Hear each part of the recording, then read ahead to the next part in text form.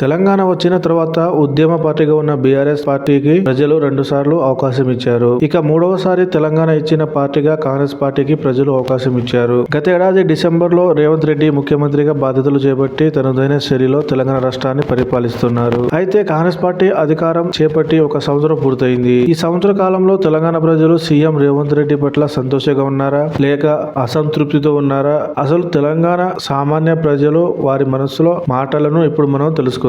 Revanth Reddy CM కావడానికి దోహదం చేసిన అంశాలేంటో ఇప్పుడు మనం తెలుసుకుందాం. తెలంగాణ రాష్ట్రంలో 2018లో జరిగిన ఎన్నికల తర్వాత కాంగ్రెస్ పార్టీ పరిస్థితి మరీ దారుణంగా తయారైంది. టీఆర్ఎస్ పార్టీ అఖండ మెజార్టీతో తిరిగి అధికారంలోకి వచ్చింది. కాంగ్రెస్ పార్టీ నుంచి గెలిచిన ఎమ్మెల్యేలు అధికార టీఆర్ఎస్ పార్టీలో చేరిపోయారు. దీంతో కాంగ్రెస్ పార్టీ ఎల్పీ టీఆర్ఎస్ పార్టీలో విలీనం అయినట్టు అప్పటి స్పీకర్ ప్రకటించారు. ఈ నిర్ణయంతో కాంగ్రెస్ పార్టీ ఒక రకంగా చెప్పాలంటే హాస్పిటల్ వెంటిలేటర్ మీద ఉన్నట్టు అయింది. ఈ దశలో తెలంగాణ ప్రదేశ్ కమిటీ చీఫ్ గా బాధ్యతలు చేపట్టిన రేవంత్ రెడ్డి తన దూకుడు స్వభావంతో అప్పటి ప్రభుత్వంపై ముప్పేట మాటలు దాడి చేసి కాంగ్రెస్ పార్టీని వెంటిలేటర్ పై నుంచి కిందికి తీసుకుని వచ్చారు. తెలంగాణలో ప్రజలకి టీఆర్ఎస్ పార్టీకి ప్రత్యామ్నాయంగా కాంగ్రెస్ పార్టీని నిలబెట్టడంలో సక్సెస్ అయ్యారు. మరోవైపు బండి సంజయ్ నాయకత్వంలో బీజేపీ పార్టీ కూడా చాలా దూకుడుగా వెళ్తుంది. కానీ తెలంగాణ ప్రజలు కాంగ్రెస్ వైపు ఉన్నారు అని చెప్పడంలో 100% విజయం సాధించారు.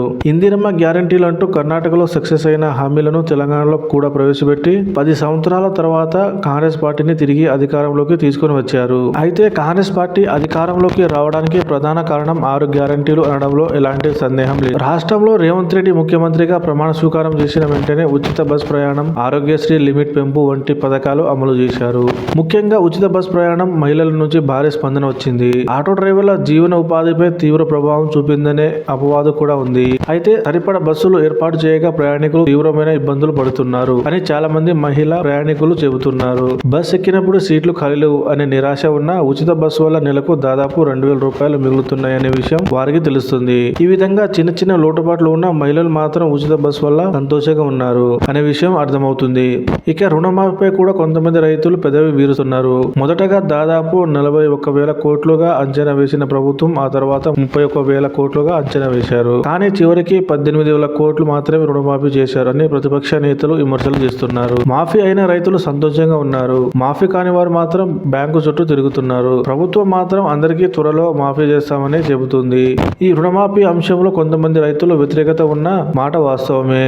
ఇక రైతు భరోసా గురించి మాట్లాడితే రైతుల్లో చాలా వ్యతిరేకత ఉంది. దీనికి ప్రధాన కారణం అప్పటి వరకు రైతు భరోసా పథకం అమలు చేయకపోవడమే. అయితే ప్రభుత్వం మాత్రం రైతు భరోసాపై మంత్రులతో ఒక కమిటీ ఏర్పాటు చేసింది. ఈ కమిటీ మార్గదర్శకాలు ఇస్తే రైతు భరోసా కూడా అమలు చేస్తాం అని ప్రభుత్వం చెబుతుంది. రైతు భరోసా లిమిట్ 5 ఎకరాలు ఉండాలా లేదా 10 ఎకరాలు ఉండాలా అనే విషయం తేలాల్సి ఉంది. అయితే అందుతున్న సమాచారం మేరకు వచ్చే నెలలో రైతు భరోసా కూడా మొదలు పెట్టే అవకాశం అయితే ఉంది. ఇక పెన్షన్ల విషయానికి వస్తే కాంగ్రెస్ పార్టీ అధికారంలోకి రాగానే పెంచుతాం అని తమ మేనిఫెస్టోలో పొందుపరిచారు. కానీ ప్రభుత్వం ఏర్పడి ఏడాదైనా కూడా ఈ హామీ అమలు కావడం లేదు అని ప్రతిపక్ష నేతలతో పాటు పెన్షన్దారులు కూడా కొంత అసంతృప్తితో ఉన్నారు. ఈ పథకం కూడా త్వరలో మొదలు పెట్టే అవకాశం అయితే ఉంది. ఈ విధంగా ఉచిత కరెంట్ వల్ల చాలా కుటుంబాల్లో రేవంత్ రెడ్డి పాలన పట్ల ప్రజలు సంతృప్తిగానే ఉన్నారు. కానీ మిగతా పథకాలు త్వరగా అమలు చేయాలని మెజారిటీ ప్రజలు కోరుతున్నారు. హైదరాబాద్ వంటి సిటీలలో హైడ్రా, మూసీ నది ప్రాజెక్టు వల్ల ప్రజలు చాలా వరకు అసంతృప్తిగా ఉన్నారు అనే విషయాలు తెలుగులోకి వచ్చాయి. హైడ్రా పనితీరు వల్ల ప్రజలు గందరగోళానికి గురవుతున్నారు. అంటే సరైన విధి విధానాలు లేకపోవడం వల్ల ప్రజల్లో వ్యతిరేకత వచ్చే అవకాశం ఉంది. ఈ హైడ్రా వల్ల భవిష్యత్తులో ఏం జరుగుతుందో ప్రజలకి వివరించే ప్రయత్నం చేయాలి. అప్పుడే సత్ఫలితాలు వస్తాయి. మొత్తం మీద రేవంత్ రెడ్డి ప్రభుత్వాన్ని ఇప్పటికిప్పుడు గద్దె దించే మరొక పార్టీని కూర్చోబెట్టాలి అనే ఆలోచన లేదు. కానీ గ్రామీణ ప్రజలు మాత్రం పథకాల వల్ల కొంతమేర అసంతృప్తి ఉన్నా రాబోయే రోజుల్లో అమలు చేస్తే వారు కూడా సంతృప్తిగా మారే అవకాశం ఉంది. కొత్తగా వచ్చిన ప్రభుత్వానికి 1 సంవత్సరంలో అంచనా వేయలేము. కానీ 2-3 సంవత్సరాలు గడిస్తే ఒక అంచనాకు రావచ్చు. ఈ లోపు హామీలు అమలు చేస్తే మాత్రం వచ్చే ఎన్నికల్లో కూడా పార్టీ అధికారంలోకి వచ్చే అవకాశం అయితే ఉంది.